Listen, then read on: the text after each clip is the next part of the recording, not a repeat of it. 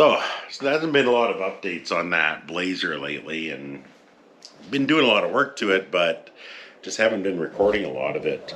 I don't know if you remember the carpet in the back fiasco. I went and I bought some new stuff. I haven't put it in yet, and also got this stuff for the kick panels in the front. I think I'll throw those in too. I think it just kind of finishes off that look for me anyway. That's what I like to see. So let's go take a look at it. Let's go outside here. So you can see I've had all this apart. The reason being is these ball joints, and I also put new shocks in it. Those are sitting in the house this whole time. I just finally got around to it. I have a new steering damper to put in there as well. I did upper and lower ball joints. On this side, repacked all those bearings, blah, blah, blah. This side, you can see the new ball joints are in. And still some assembly to do there in the shock and what have you. I also did the U-joint on the driver's side. This side's surprisingly good. For as bad as the driver's side was, kind of surprised this side was so good. Yeah, so anyway, I'm hoping that takes care of a little bit of a steering issue I'm having. The ball joint was bad enough that I'm thinking it could be, but I'm not really sold on it being the case. I bought a rag joint for this as well. There's also a bit of an oil leak on it, which is very frustrating. I found that out when I went and had the exhaust done. Brand new exhaust in this thing, and it was puking out oil. I'm hopeful that it's a front oil seal. We'll get at that today as well. Just gotta pull off that pulley, pull off the harmonic balancer there, and there's a seal in behind there. I also picked up a speedy sleeve for this. I'll throw that on. Hopefully, if you don't know what a speedy sleeve is, this is what a speedy sleeve is. So this is the speedy sleeve, and this is the installer. And what happens is your seal in there goes, and the spring on the other side of the lip seal digs into the harmonic balancer, and then you change the seal out, but it just rips a new one. So this actually goes onto the harmonic balancer, and this piece here is used to tap it on, tap, tap, tap, and then it's just ever so thinly bigger, but it's enough that it it seals, and everything works again. And it's a time saver. You're not replacing your harmonic balancer, which is kind of what I dig. Inside here, you can see why I want to change out. I want to put that black carpet in down there. See where that speaker is down there? I don't really care for that so much. So we'll change that out. We'll install that rather. And then, yeah, I got to install that rear view mirror up here. You can see it laying on the floor. You can see the nub for it over there. Didn't stick. I have some Blazer style mirrors to put on here, the small ones instead of the big ones. What are they, the custom mirrors or whatever.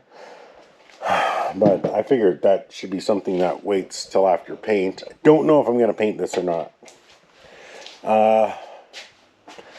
I kind of worry a little bit about getting too deep into it and then not being able to get out of it.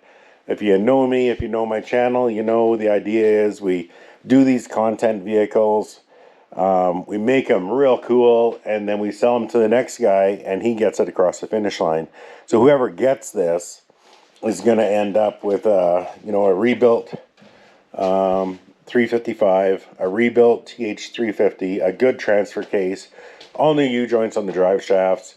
This rear end makes a clunking sound, and it is new U-joints, so I highly suspect it's that ring and pinion in there. It's a little loosey-goosey. I don't know if you can adjust it. Probably going to need some parts. Going to throw a little bit of money at it. But we installed new exhaust. We installed new fuel tank, new fuel lines, all that good stuff. I was really surprised at the front here. I bought new brakes and everything for this. Brakes felt fine, but I was thinking Look at that. Like those pads look almost new. Same as this rubber. This rubber line looks good too. Calipers are working just fine. Doesn't pull one way or the other. I don't know. So that's where we're at. Anyway, my apologies for not putting up any content. Just, it's this little stuff that seems to eat up time. And you're not really interested in watching me do brakes again, are you? I wouldn't want to watch that. So I just kind of left it alone. Same as this. This axle bearing nonsense in here. There's enough videos out there on that. In fact, I got one. I think I did the brakes on the that 76 Jimmy of mine. Same setup. It's not rocket science. It's a little intimidating if you've never done it, but once you've done it, you're like, man, there's nothing to it. So anyway, I'm going to get at that today. I'm not going to bore you with it. I'm just going to get after it, get this put back together. Hopefully we can go for a drive together and it'll be fixed. Same as underneath, I want to get it under there. And like you see those little stains there, that's from when I was driving it and the oil swooshes back here because I was driving on the freeway, and then when I get home it drops down. Pretty lame when your new engine pukes oil everywhere. Not cool at all. So yeah, anyway, I'm going to get back at this. I won't bore you with it. Hopefully when we come back, I'll have this done and we can go for a rip. Let's see how she is. Okay, so we got the ball joints done. Went for a drive, still sucks. I got a steering box ordered. It's the worst case scenario financially because ball joints are cheap. They take time, but the rest of the front end's tight. The new ball joints didn't make a difference at all. Changed out that we put a speedy sleeve and put a new front seal on, which is great. Stopped that leak, fantastic. However, didn't stop the real leak. This thing's just puking oil everywhere. It's dripping down off the back of the engine, all over the transmission, transfer case, leaves a puddle everywhere I go. It really sucks. When I put the camera back there, I can't see anything leaking. I did a little research and I found this video on YouTube where this guy really increased the RPMs and started just puking out the back of the intake manifold. And I think that's what I got going on because my oil sending, plug there, I wouldn't call it an oil sending unit because it's really just piping to the gauge. That's dry, but along the intake manifold itself is pretty wet. So I'm pretty sure that's what's happening with this. I can't see the leak at idle. I can't have a camera back there and run the throttle at the same time. So we're just going to go ahead and get this going. Oh. May as well put that guy in too. So we're going to go ahead and slap these intake manifold gaskets on. And that's for the distributor. And we'll see if that cures it. You know what? It's just more time and money. More time and money. No big deal. Apparently, I have lots of it. Let's get this done.